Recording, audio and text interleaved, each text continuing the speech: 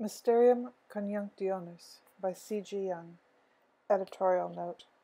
Volume 14 of the collected works presents Jung's last great work, on which he was engaged for more than a decade, from 1941 to 1954. He finished it in his 80th year. As is to be expected from its culminating position in his writings and from its subject matter, the book gives a final account of his lengthy researches into alchemy. Jung's interest in the symbolical significance of alchemy for modern depth psychology first found expression in 1929 in his commentary to The Secret of the Garden Flower.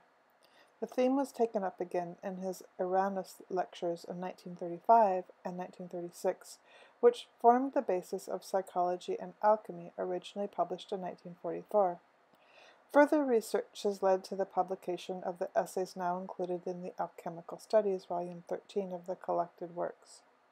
A preliminary study of the special symbolism of conjunctio in relation to psychotherapeutic problems appears in the Psychology of Transference, 1946, while the connection between philosophical alchemy and the Christianity was elaborated in Aeon, 1951.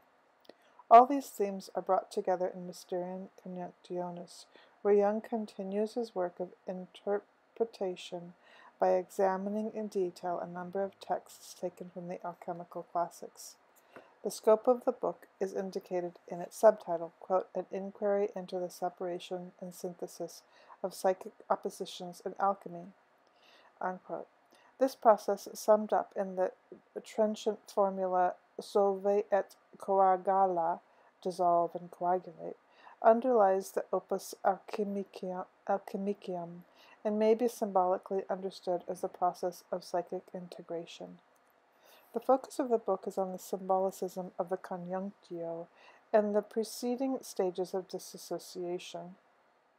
These are known in alchemy as chaos, or prima materia, and they lead via the intermediate stages to the resolution of the conflict of opposites in the production of lapis philosophorum. Fresh evidence is brought to bear upon Jung's thesis in the lapis is not only a parallel of the Christ figure, but a symbolical prefiguration of psychic totality, or the self. Jung's inquiry is of a highly advanced character and necessitates a wide knowledge of the concepts of analytical psychology in general and Jung's previous publications on alchemy in particular. The reader who follows Jung in his search for a deeper understanding of the opus alchemicum will not only discover in this book new and fascinating aspects of the history of the European mind, but will also be rewarded by fresh insights into such basic psychological problems as the structure of the self and the ego and their relation to one another, the nature of transference and countertransference, and the process of active imagination. In many ways, this book is summing up all of Jung's latter work. The English edition differs from the Swiss in the following particulars. It comprises Volume 1 and 2 of that version. Volume 3 is an edition and study by Marie-Louise Vonfrance of Aurora Consurgens, a 13th century treatise traditionally attributed to Thomas Aquinas and rediscovered by Jung, which had been issued in English as a companion volume to Mysterium Coniunctionis, but outside the collected works. The paragraph numbers of the preceding work do not correspond to those in two Swiss volumes, which run in separate sequence. Further, many of the longer paragraphs have been broken up, and in certain instances the material has been rearranged with the chapters to facilitate the exposition. The most important of these changes was made with the author's consent. In order not to overload the footnotes, the Latin and Greek passages have been put into an appendix. An asterisk in a footnote indicates that the quotations translated there or in the main text will be followed in the appendix under the corresponding footnote number of the chapter in question.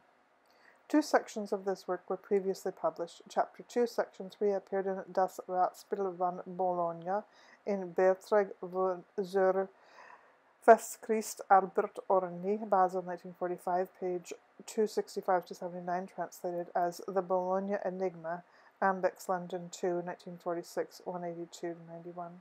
Chapter 3, Section 3 appeared in Die Sculptur in Novia Actia para Selexia, Einsinderung, Volume 5, 1948, 27 to 40. For the second edition, numerous corrections and revisions have been made in cross-reference to other volumes of the collected works now available, and likewise in the bibliography. The Gesamente Werke edition of the present work appeared in 1968 as, in effect, a reprint of the 1955-56 Swiss edition, retaining its textual arrangement and paragraph numbering. In order to facilitate cross-reference between the English and German text, a table has been added to this edition, correlating the paragraph numbers. One paragraph, 183 in Volume 2, page 129 of the Gesamente Werke edition, was inadvertently omitted in the first edition of the present volume. It should follow paragraph 518 on page 368 and is translated here as paragraph 518a, the paragraph. The reader must pardon my use of metaphors that are linguistically analogous to dogmatic expressions. If you have conceptions of things that you have no conception of, then the conception and the thing appear to coincide. Nor can two different things you know nothing of be kept apart. I must therefore expressly emphasize that I do not go in for either metaphysics or theology, but am concerned with the psychological facts on the borderline of the knowable. So if I make use of certain expressions that are reminiscent of the language of theology, this is due solely to the poverty of language, and not because I am of the opinion that the subject matter of theology is the same as that of psychology. Psychology is very definitely not a theology.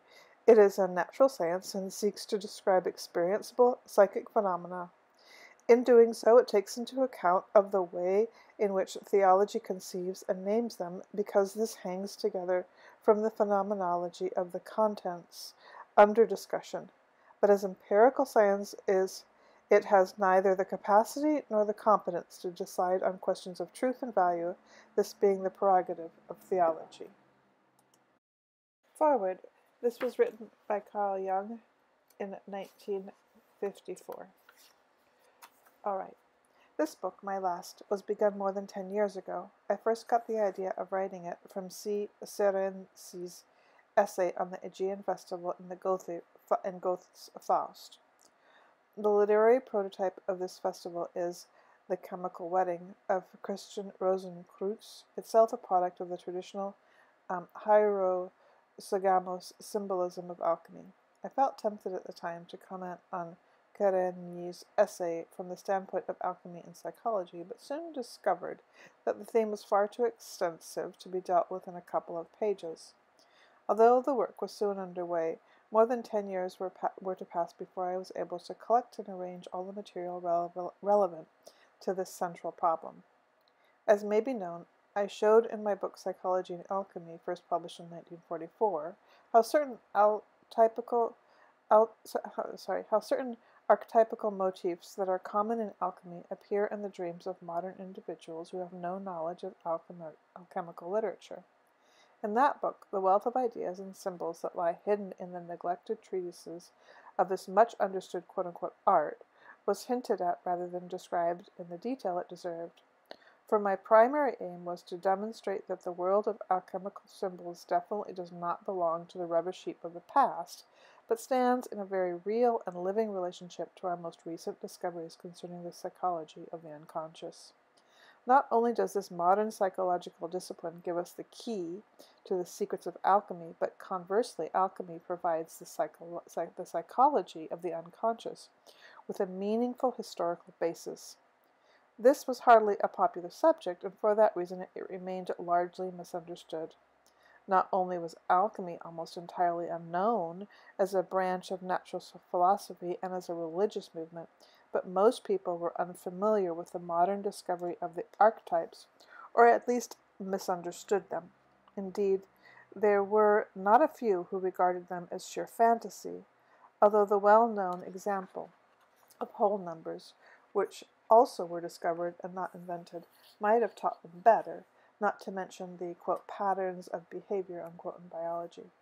Just as numbers and instinctual forms do exist, so there are many other natural configurations or types which are exemplified by Lévi-Brulér's représentation collective.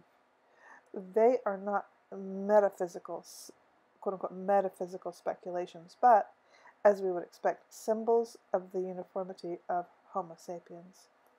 Today, there is a large and varied literature describing psychotherapeutic experiences and the psychology of the unconscious that everyone has had an opportunity to familiarize themselves with the empirical findings and the prevailing theories about them. This is not true of alchemy, most accounts of which are vitiated by the erroneous assumption that it was merely the precursor of chemistry.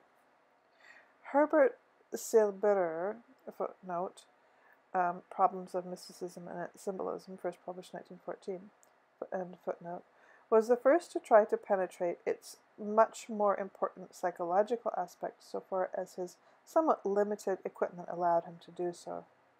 Owing to the paucity of modern expositions and the comparative inaccessibility of its sources, it is difficult to form an adequate conception of the problems of psychological alchemy. It is the aim of the present work to fill this gap. As is indicated by the very name which he chose for it, the Spragiaric, Spagyric, the Spragiaric art, footnote, from Spratian, sigma pau alpha epsilon iota nu, rend, tear, stretch out, agapiav, alpha gamma epsilon iota pi iod epsilon iota nu, bring or collect together. So end of footnote. Okay. From Spragiaric art, or by the oft repeating saying, solve et coagula, dissolve and coagulate, the alchemists saw the essence of their art in separation, and analysis on the one hand, and synthesis and consolidation on the other. For them, there was first of all an initial state from which the opposite tendencies or forces were in conflict. Suddenly, there was the giant question of a procedure which would be capable of bringing the hostile elements and qualities, once they were separated, back to unity again. The initial state, named chaos, was not given from the start, but had to be sought for as the primera materia. And just as the beginning of the work was not self-evident, so to an even greater degree was its end. So to an even greater degree was its end.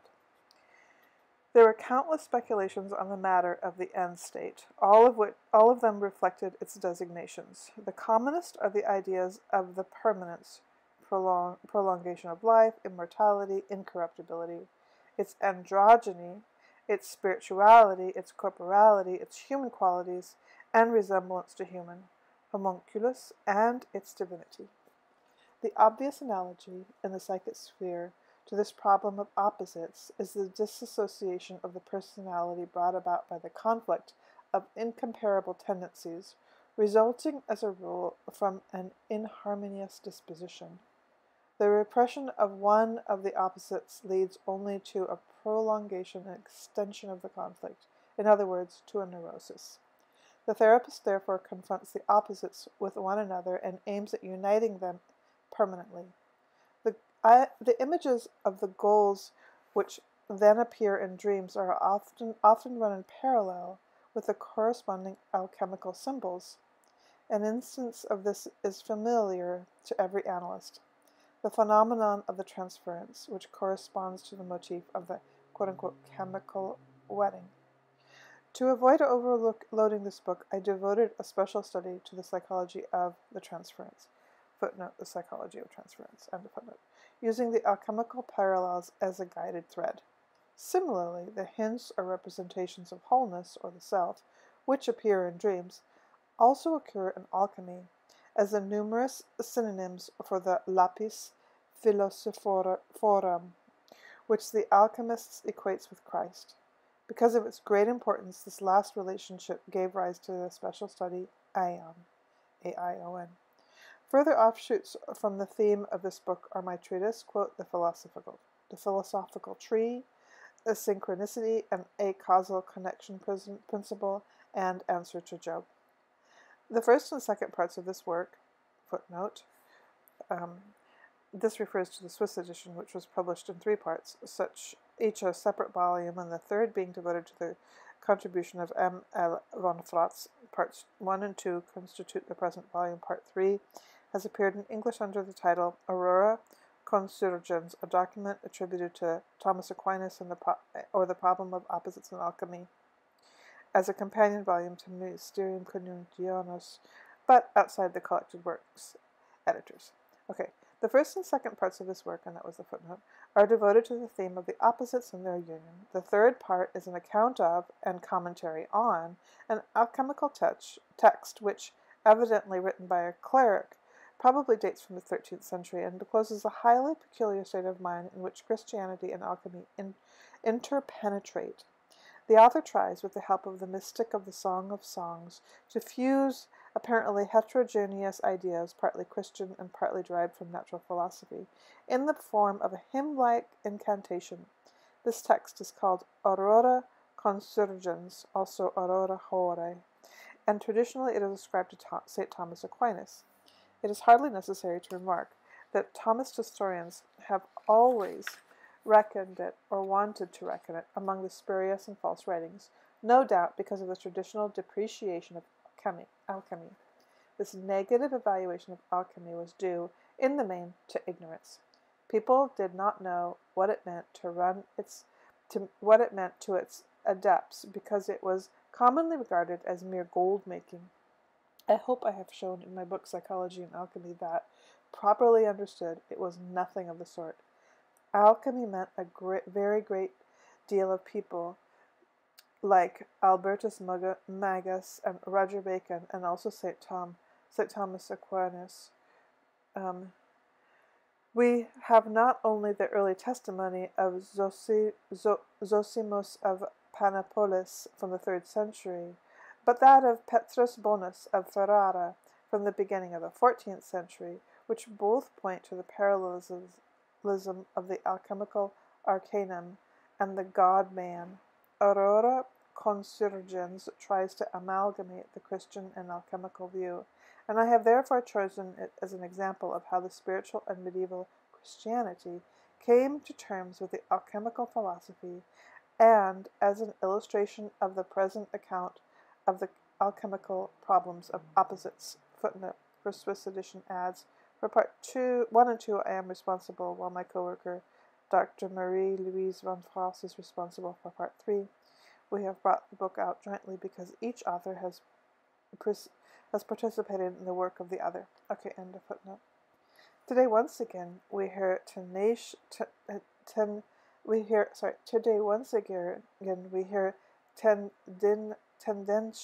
voices still contesting the hypothesis of the unconscious, declaring that it is nothing more than the personal prejudice of those who make use of this hypothesis. Remarkably enough, no consideration is given to the proofs that have been put forward, and they are dismissed on the ground that all psychology is nothing more than a preconceived subjective opinion. It must be admitted that probably in no other field of work is there so great a danger of the investigators falling a victim to their own subjective assumptions. They, of all people, must remain more than ever conscious of their personal equation, quote-unquote personal equation. But, young as the psychology of unconscious processes may be, it has nevertheless succeeded in establishing certain facts which are gradually gaining general acceptance. One of these is the polaristic structure of the psyche, which it shares with all natural processes. Natural processes are phenomena of energy, constantly arising out of a less probable state of polar tension. This formula is of special significance for psychology because the conscious mind is usually reluctant to see or admit the polarity of its own background, although it is precisely from there that it gets its energy. The psychologist has only just begun to feel their way into this structure, and now it appears that the alchemical, quote-unquote alchemical philosophers made the opposites and their union one of the chief objects of their work. In their writings, certainly they employed a symbolical terminology that frequently reminds us of the language of dreams, concerned as those often are with the problem of opposites. Since conscious thinking strives for clarity and demands unequivocal decisions, it has constantly to free itself from counter-arguments and contrary tendencies, with the result that especially incompatible contents either remain totally unconscious or are habitually and assiduously overlooked. The more this is so, the more the unconscious will build up its counterposition. As the alchemists, but with few exceptions, did not know that they were bringing psychic structures to light, but thought they were explaining the transformations of matter, there were no psychological considerations to prevent them, for reasons of sensitiveness, from laying bare the background of the psyche, which a more conscious person would be nervous of doing. It is because of this that alchemy is of such absorbing interest to the psychologist. For this reason, too, it seemed necessary to my co-worker and myself to subject the alchemical conceptions of opposites and their union or reconciliation to a thoroughgoing investigation. However abstruse and strange the language and imagery of the alchemists may seem to the uninitiated, they become vivid and alive as soon as comparative research reveals the relationship of the symbols to processes in the unconscious. These may be the material of dreams, spontaneous fantasies, and delusional ideas on the one hand, and on the other hand they can be observed in the works of creative imagination and in the figurative language of religion. The heterogeneous material adduced for comparison may seem in the highest degree baffling to the academically educated reader, who has met these items only in an impersonal context, historical, ethnic, or geographical, but who does not know their psychological affinities with analogous formulations, themselves derived from the most varied sources. They will naturally be taken aback at first if certain symbols in ancient Egyptian texts are brought into intimate relationship with modern findings concerning the popular religion of India, and at the same time with the dreams of the unsuspecting European. But what is difficult for the historian and philologist to swallow is no obstacle for the physician.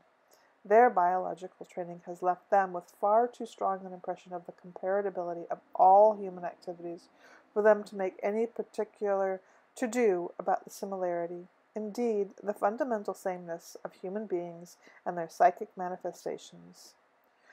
If they are a psychiatrist, they will not be astonished at the essential similarity of psychotic contents, whether they come from the Middle Ages or from the present, from Europe or from Australia, from India or from the Americas.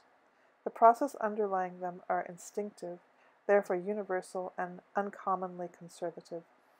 The weaver bird builds his nest in his own peculiar fashion no matter where he may be, just as we have no grounds for assuming that he built his nest differently from 3,000 years ago, so it is very improbable he will alter his style in the next 3,000 years.